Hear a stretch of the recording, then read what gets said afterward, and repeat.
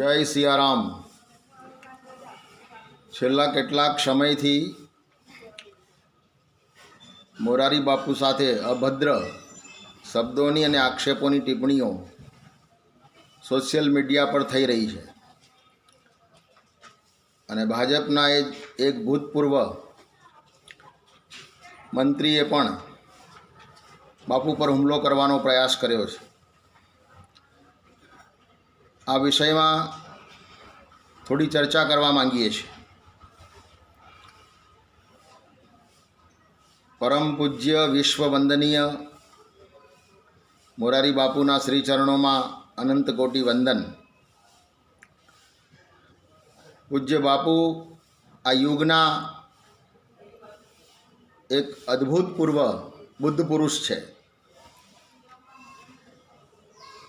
ઓશો રજનીશ કહે છે કે આ દેશને નાસ્તિકોથી કોઈ નુકસાન નથી, આ દેશને નુકસાન છે કહેવાતા તથાકથિત આસ્તિકોથી, જે લોકોએ ખૂબ હાનિ પહોંચાડી છે આ ધર્મને। મોરારી બાપુ એ સરળ સહજ અને ભક્તિમાં લીન સંત શિરોમણી છે। એમની સરળતાનો, એમની સહજતાનો કેટલાય દિવસોથી લોકો દુરુપયોગ કરી રહ્યા છે। સામાન્ય માણસો અભદ્ર ટિપ્પણીઓ કરે, એમને જ્ઞાન નથી, એ સમજી શક્યા નથી, પણ આ દેશના આચાર્યો, પંડિતો, પુરોહિતો, દંડી સંન્યાસીઓ અને કહેવાતા મહામંડલેશ્વરો પણ કોઈ ને કોઈ રીતે પૂજ્ય બાપુનો વિરોધ કરી રહ્યા છે, બાપુને અશાસ્ત્રીય ગણાવી રહ્યા છે। બાપુની વાણી સ્ખલિત થઈ ગઈ, આપણા ધર્મને આપણે શુદ્ધ રાખવો જોઈએ, બધા પોતપોતાના ધર્મો શુદ્ધ રાખે, આવી બધી જેને જે ફાવે એ ચર્ચા કરી રહ્યા છે। આ સમયે બાપુના એક ફ્લાવર તરીકે મને કંઈક કહેવાની ઈચ્છા થઈ છે। પહેલાં તો હું આપ લોકોને બાપુનો પરિચય આપું। પૂજ્ય મોરારી બાપુ કોણ છે? સો કુલ ધન્ય ઉમા સુનું જગત પૂજ્ય સુપુનીત, શ્રી રઘુવીર પરાયણ જેહી નર ઉપજ બિનીત। ભગવાન શિવજીએ રામચરિત માનસના ઉત્તરકાંડમાં આ ચોપાઈ કહી છે, એ સંપૂર્ણ ચોપાઈ પૂજ્ય મોરારી બાપુ માટે છે। બાપુનું એ કુળ ધ્યાન સ્વામી બાપા, જીવણદાસ બાપુ, ત્રિભુવનદાસ બાપુ, પ્રભુદાસ બાપુ અને આપણા પ્રિય, આપણા બધાના પ્રિય વાલા મોરારી બાપુ। પૂજ્ય બાપુએ 14 વર્ષની ઉંમરથી માંડીને 75 વર્ષની ઉંમર સુધી આ વિશ્વને સતત આપ્યું છે, કોઈની પાસેથી કાંઈ લીધું નથી। પૂજ્ય બાપુ એ વિશ્વવંદનીય થયા છે પોતાના સદગુરુના અનુગ્રહથી અને પોતાના પુરુષાર્થથી। બાપુને બદનામ કરવાનું એક ષડયંત્ર રચાઈ રહ્યું છે, એનું મુખ્ય કારણ મને દેખાય છે માનસ ગણિકા, માનસ મશાન અને માનસ કિન્નર, આ 3 કથાઓ દ્વારા બાપુએ જે કિન્નરોનો, ગણિકાઓનો અને 18 વર્ણનો જે સ્વીકાર કર્યો, નાનામાં નાની વ્યક્તિ સુધી બાપુ પહોંચ્યા, છેવાડાના માણસોની ચિંતા બાપુએ કરી। આ દેશના જવાનો શહીદ થયા હોય કે આ દેશમાં કોઈ પણ દુર્ઘટના ઘટી હોય, બધી જ ઘટનાઓમાં બાપુ સર્વપ્રથમ મોખરે રહ્યા છે। કોરોના સંકટમાં પણ 1.5 કરોડ રૂપિયાનું દાન આપીને સૌપ્રથમ બાપુએ જ પહેલ કરી હતી। પૂજ્ય બાપુએ કોઈની પાસે ક્યારેય કાંઈ માંગ્યું નથી। કવિઓ, સાહિત્યકારો, કથાકારો, કલાકારો, મહામંડલેશ્વરો, સાધુ સંતો બધાને પોતાની કથા દ્વારા બાપુએ સતત આપ્યું છે। બાપુએ માફી માંગવાની હોય જ નહીં, બાપુએ કોઈ અપરાધ કે ભૂલ કરી જ નથી। બાપુએ જે કાંઈ કથામાં પોતાના ઈષ્ટદેવની દર્દ કહાની કહી છે, એ શાસ્ત્રોમાં શબ્દેશઃ વેદવ્યાસજી મહારાજે એનું વર્ણન કરેલું છે. બાપુએ જે ભગવાન શ્રી કૃષ્ણના પાછલા જીવનના 26 વર્ષની કથા કરી છે એ કથા ભાગવતમાં છે, વિષ્ણુ પુરાણમાં છે, ગર્ગ સંહિતામાં છે અને મહાભારતમાં છે. છતાં પણ બાપુએ 3 વખત માફી માંગી છે અને બાપુએ પોતાને અશાસ્ત્રીય કહ્યા છે કે આપ લોકો શાસ્ત્રીય છો અને હું અશાસ્ત્રીય છું. આ બાપુની સરળતા છે. સહજ સ્વભાવ નમન કટુલાઈ, બાપુનો સરળ સ્વભાવ છે. મોરારી બાપુ એ કોણ છે? શ્રીમદ ભગવદ્ ગીતાના 2 અધ્યાયમાં સ્થિતપ્રજ્ઞના જે લક્ષણો છે એ બધા જ બાપુમાં પરિપૂર્ણ રીતે ચરિતાર્થ થઈ રહ્યા છે. શ્રીમદ ભગવદ્ ગીતાના 12મા અધ્યાયમાં ભક્તના લક્ષણ ભગવાન શ્રી કૃષ્ણ અર્જુનને કહી રહ્યા છે. એ બધા જ લક્ષણો વિશ્વવંદનીય પ્રિય મોરારી બાપુમાં પરિપૂર્ણ રૂપે વિદ્યમાન છે. શ્રીમદ ભાગવતના 11 સ્કંદના 2 અધ્યાયમાં પરમ ભાગવત, ઉત્તમ ભાગવતના જે લક્ષણો છે એ પણ પૂજ્ય બાપુમાં પરિપૂર્ણ રીતે યથાર્થ રૂપે એમના જીવનમાં વણાયેલા છે. શ્રીમદ ભાગવતના 11 સ્કંદના 11મા અધ્યાયમાં સંતના જે લક્ષણો છે, 14મા અધ્યાયમાં ભક્તના જે લક્ષણ છે અને 26મા અધ્યાયમાં સંતની મહિમાનું જે ગાન કરવામાં આવ્યું છે એ બધું જ ગાન મોરારી બાપુનું જ થઈ રહ્યું છે. અરણ્યકાંડમાં નારદજીએ જ્યારે ભગવાન રામજીને સંતના લક્ષણ પૂછ્યા અને સંતન કે લક્ષણ રઘુબીરા, ભગવાન રામે સંતના લક્ષણો કહ્યા છે એ બધા જ લક્ષણો પરિપૂર્ણ રીતે મોરારી બાપુમાં ચરિતાર્થ થાય છે. ઉત્તરકાંડમાં ભરતજીએ ભગવાન રામને સંતના લક્ષણો વિશે પૂછ્યું છે અને ભગવાન રામે સંતના જે લક્ષણો કહ્યા છે એ બધા જ લક્ષણો પૂજ્ય બાપુમાં પરિપૂર્ણ છે. પૂજ્ય બાપુ એ આ યુગના બુદ્ધ પુરુષ છે. આચાર્ય રજનીશ ભગવાન ઓશોએ કહ્યું છે, આશ્રિતો માટે એક બુદ્ધ પુરુષનું શરીર બહુ જ મહત્ત્વપૂર્ણ હોય છે. અને ભાજપના એક ભૂતપૂર્વ ધારાસભ્યએ પૂજ્ય બાપુ પર હુમલો કરવાનો જે પ્રયાસ કર્યો છે એની હું સખત રીતે નિંદા કરું છું. પૂજ્ય બાપુ જ્યાં ઊભા છે ત્યાં એમને નથી એમના શરીરની પડી, નથી માનની પડી, નથી અપમાનની પડી. એ તો સ્થિતપ્રજ્ઞ છે, પણ અમારે આશ્રિતોને બાપુની ખૂબ જરૂર છે. अलख पुरुष की आरसी साधु का ही देह, लखा जो चाहे अलख को इन्हीं में तू लख ले. सावधान થઈને સાંભળો. નિંદા કરનારાઓ, હુમલા કરનારાઓ, સંત સતાએ તીનો જાય, બલ બુદ્ધિ ઓર વંશ. સંતને સતાવાથી બળ બુદ્ધિ અને વંશ ત્રણે જતું રહેશે, માટે સાવધાન થઈ જાઓ. એનું પ્રમાણ છે રાવણે સંતને સતાવ્યા, બળ બુદ્ધિ અને વંશ ત્રણે ગયું. કંસે સંતને સતાવ્યા, બળ બુદ્ધિ અને વંશ ત્રણે ગયું. કૌરવોએ સંતોને સતાવ્યા, બળ બુદ્ધિ અને વંશ ત્રણે ગયું. માટે આપને સાવધાન કરી રહ્યો છું. અસ્તિત્વની વ્યવસ્થામાં આ બુદ્ધ પુરુષનું પ્રાગટ્ય થયું છે. જ્યારે જ્યારે કોઈ બુદ્ધ પુરુષ આ સમાજમાં અમૃત લઈને આવે છે ત્યારે એની સામે લોકો ઝેર જ ઓકતા હોય છે. કબીરજીએ આ શીતલ સંત માટે જ કહ્યું છે, નહીં શીતલ હૈ ચંદ્રમા, હિમ ન શીતલ હોય, કબીરા શીતલ સંત જન, નામ સ્નેહી સોય. ચંદ્રમામાં પણ એટલી શીતળતા નથી, હિમાલયમાં પણ એટલી શીતળતા નથી. એટલી શીતળતા નામ સ્નેહી આ સંતમાં છે. શીતલ સંત મોરારી બાપુ કહે છે, હું માફી માંગતા પણ જાણું છું અને માફી આપતા પણ જાણું છું. એ તો માફ કરી દેશે, પણ મહાદેવ માફ નહીં કરે. કોણ છે મોરારી બાપુ જાણો.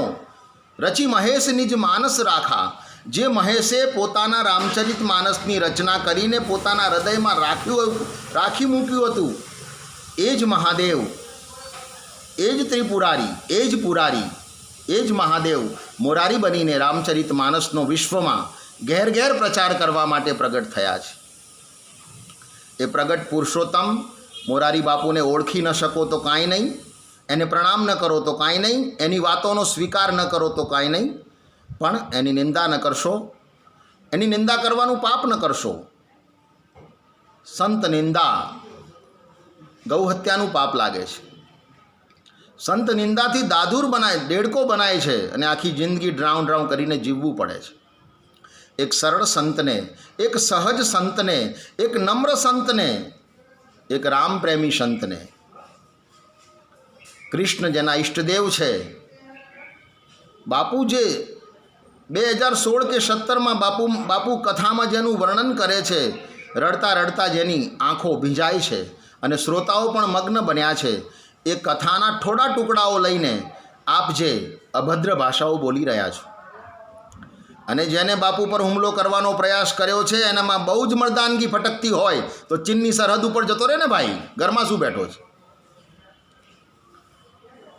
બહુ જ લડવાનું જોર આવતું હોય તો કારગિલ જતા રહો, પાકિસ્તાનની સરહદ પર જતા રહો. શાસ્ત્રોમાં તો ક્ષત્રિયોનો ધર્મ છે સાધુ સંતો અને ગાયોની રક્ષા કરવાનું, સાધુ સંતો ઉપર પ્રહાર કરવાનો ધર્મ નથી. ક્ષત્રિયપણું મૂકીને શૈતાનપણું ક્યાંથી શરૂ કરી દીધું છે? અને રાવણે રામચરિત માનસમાં કે રામાયણમાં રાવણે જે લોકોને માર્યા હતા, જેમને દેશ નિકાલો આપ્યો હતો, એ આ તથાકથિત પંડિતો, પૂજારીઓ અને સાધુ સંતો જ હતા. તથાકથિત કહું છું, ધ્યાન રાખજો, મારા શબ્દને સાંભળજો બરાબર. તથાકથિત કે જેમને બુદ્ધ પુરુષોનો વિરોધ કર્યો છે. રાવણ એમને દેશ નિકાલો આપતો હતો કે જે ધર્મના સ્વાંગમાં અધર્મ રચી રહ્યા હતા. અને તમે સનાતન ધર્મની વાત કરો છો. સનાતન ધર્મની વિશાળતા જે પૂજ્ય બાપુમાં છે એ કોઈ પણમાં નથી. ભગવાન રામ જેમ સાક્ષાત વિગ્રહવાન ધર્મ છે, એમ મોરારી બાપુ સત્ય, પ્રેમ અને કરુણાનો સાક્ષાત શ્રી વિગ્રહ છે. પૂજ્ય બાપુનું જીવન પરિપૂર્ણ સત્ય છે. અને બાપુ સાચું બોલ્યા કે બાપુ ખોટું બોલ્યા, બાપુએ ભૂલ કરી, બાપુએ માફી માંગવી જોઈએ. અરે મોરારી બાપુ જે બોલે એ સત્ય છે. અને મારે બાબા રામદેવને પણ કહેવું છે કે તમારા પ્રત્યેક પ્રવચનમાં તમે કહો છો કે મોરારી બાપુ મારા પિતા છે. આજે તમારા પિતા ઉપર હુમલો કરવાનો પ્રયાસ થયો છે અને ચૂપચાપ કેમ બેઠા છો? ગઈકાલે જ ફાધર ડે ગયો. ફાધર પ્રત્યે પોતાનું કોઈ કર્તવ્ય નથી?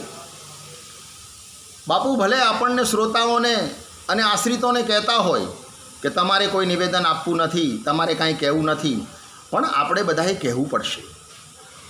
નીતિનભાઈની ભાષામાં કહીએ તો કોઈકે તો બોલવું જ પડશે. મહાપુરુષોનું જે જીવન છે એ આપણા માટે છે. આશ્રિતો માટે બુદ્ધ પુરુષ કેટલા મહત્ત્વપૂર્ણ છે એની આપણને પૂરેપૂરી ખબર હોવી જોઈએ. બાપુની અમારે જરૂર છે, માટે બાપુ માટે બોલવું પડશે. અને પ્રત્યેક કથાકારોને, પ્રત્યેક કલાકારોને, પ્રત્યેક ગાયક કલાકારોને, બધાને, સાહિત્યકારોને, લેખકોને, બધાને મારે કહેવું છે, બાપુએ આપણને ખૂબ આપ્યું છે. આજેના સમર્થનમાં કાંઈક ને કાંઈક બોલીને એ ઋણ ચૂકવવાનો અવસર આવી ગયો છે.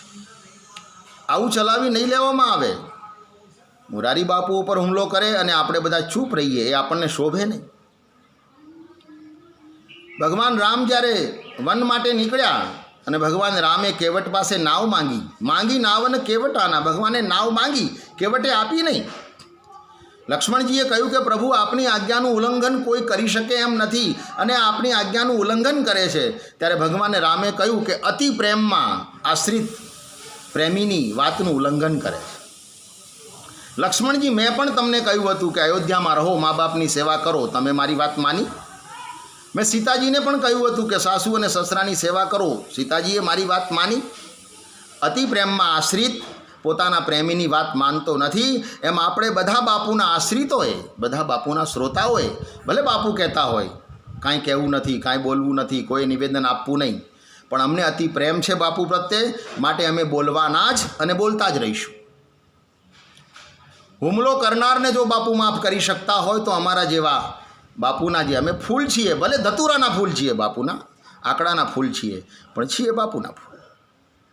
મોરારી બાપુ ઉપર હુમલાનો પ્રયાસ થાય અને કથાકારો ચૂપ રહે. મોરારી બાપુ પર હુમલાનો પ્રયાસ થાય અને સાહિત્યકારો ચૂપ રહે. કલમ ચલાવો, પોતાની કલમ ચલાવવાનો સમય આવી ગયો છે.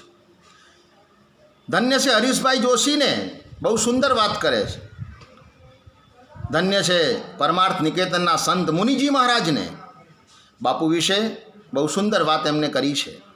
બાકી બીજા આચાર્યો, પંડિતો, મહામંડલેશ્વરો, કથાકારો એ ક્યાંય ને ક્યાંય એમના શબ્દોમાંથી એવી ગંધ આવે છે કે બાપુએ ભૂલ કરી છે. માફી માંગવી એ બાપુનો સ્વભાવ છે. એનો અર્થ એ ન માનો કે બાપુએ ભૂલ કરી છે.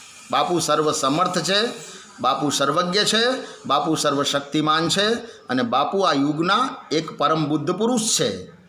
અને બુદ્ધ પુરુષ પર હુમલો થાય એ આ દેશ ન ચલાવી લે. ભાજપની સરકારને પણ મારે કહેવું છે કે બીજા કોઈ પક્ષના ધારાસભ્યએ જો બાપુ ઉપર હુમલાનો પ્રયાસ કર્યો હોય તો તમે આજે આખા ભારતમાં ડંકો વગાડી દીધો હોત. આજે કેમ કાંઈ બોલતા નથી? તમારા પક્ષનો ધારાસભ્ય એક સંત ઉપર, આખા ભારતે તમને ધર્મની રક્ષા માટે, સાધુ સંતોની રક્ષા માટે, ગાયોની રક્ષા માટે ખોબે ખોબે વોટ આપ્યા છે અને સાધુ સંતોનું રક્ષણ કરવાના બદલે આ દેશમાં 2 સાધુ સંતોનું મૃત્યુ થયું. તમારા મોંમાંથી કાંઈ નીકળ્યું નહીં. આજે એક પરમ પૂજ્ય, વિશ્વવંદનીય, આદરણીય, પ્રિય મોરારી બાપુ કરોડોના હૃદયમાં જે ઈષ્ટ રૂપે બિરાજમાન છે એવા મોરારી બાપુ ઉપર હુમલાનો પ્રયાસ થાય છે અને બધા ચૂપ છો. ચૂપ નહીં રહેવાય. બાપુ સંત છે, બાપુ બુદ્ધ પુરુષ છે, બાપુ સરળ છે, બાપુ સહજ છે, બાપુ અસંગ છે, બાપુ નિરામય છે. સુખ દુઃખની, માન અપમાનની, પાપ પુણ્યની એને કાંઈ અસર અડતી નથી, પણ અમને તો અડે છે. અમારી પાસે તો એક જ મોરારી બાપુ છે અને અમારે તો આ જ મોરારી બાપુ જોઈએ છે. 1983થી એની કથાનું શ્રવણ કરતાં કરતાં સદગુરુ ભગવાનની કૃપાથી એટલું સમજાઈ ગયું છે કે ગોરખ જાગતા નર સેવીએ. એકમાત્ર જાગતો નર છે જેની સેવા કરવાની છે, જેણે ગણિકાઓને બેટી કહી છે અને એની દીકરીઓના લગ્ન કરાવ્યા છે, જેને કિન્નરોને અપનાવ્યા છે, જેને નાનામાં નાની 18 વર્ણમાં જે પોતાનો સ્વીકારનો ભાવ રાખે છે. પાપ પુણ્ય, સુખ દુઃખ, મારું તારું, રાગ દ્વેષ આ બધાથી એ બહુ ઉપર છે. પણ એ બુદ્ધ પુરુષના શરીરની અમારે બહુ જરૂર છે. એ બુદ્ધ પુરુષ હશે ત્યાં સુધી આ વિશ્વ આનંદ, શાંતિ અને પ્રેમમાં માલતો રહેશે. આખા વિશ્વમાં જેને સનાતન ધર્મનો ડંકો વગાડી દીધો છે, આખા વિશ્વમાં જેને સત્ય, પ્રેમ અને કરુણા ફેલાવી છે, એવા મહાપુરુષને પ્રણામ હોય, વંદન હોય, એનું કીર્તન હોય, એનું ભજન હોય, એનું ગુણગાન હોય, એની નિંદા ન હોય, એના પર પ્રહારો ન હોય, એના પર હુમલાઓ ન હોય. માટે હુમલા કરનાર ફરીથી એકવાર સાંભળે. પ્રભુભા જ્યાં બેઠા હોય ત્યાં સાંભળે. સંત સતાએ તીનો જાય, બલ બુદ્ધિ ઓર વંશ. બલ બુદ્ધિ અને વંશ ત્રણેયનો નાશ થવાની તૈયારી તમારી શરૂ થઈ ગઈ છે. તમે એક સંતને સતાવ્યા છે અને એવા સંતને સતાવ્યા છે. અને જેટલા ગુનેગાર પ્રભુભા છે એટલા જ ગુનેગાર એ સમાજ છે જે સમાજે બાપુને ત્યાં બોલાવ્યા હતા. તમે ત્યાં બોલાવ્યા ત્યારે કોઈ સાહસ કરી ગયું ને હુમલું કરવાનું? તમને દ્વારકાધીશે આવીને કહ્યું હતું મોરારી બાપુને બોલાવીને માફી મંગાવો? પોતાનો અહંકાર પોષવા માટે, પોતાના અહંકારને પુષ્ટ કરવા માટે તમે એક સંતને દ્વારકા બોલાવ્યા. વ્યાસપીઠ ઉપર જઈને 3 વખત માફી માંગી, દ્વારકા આવીને પણ માફી માંગી અને છતાં પણ એમના ઉપર હુમલો થાય છે. આ ગુજરાતની પ્રજા નહીં ચલાવે. જીવીએ છે મોરારી બાપુ માટે અને જરૂર પડી તો મરશું પણ મોરારી બાપુ માટે. માટે સાવધાન થઈ જાઓ. ફરી એકવાર વિરોધ કરનારને, નિંદા કરનારને સાવધાન કરું છું. સંત સતાએ તીનો જાય, બલ બુદ્ધિ ઓર વંશ. જય સિયારામ.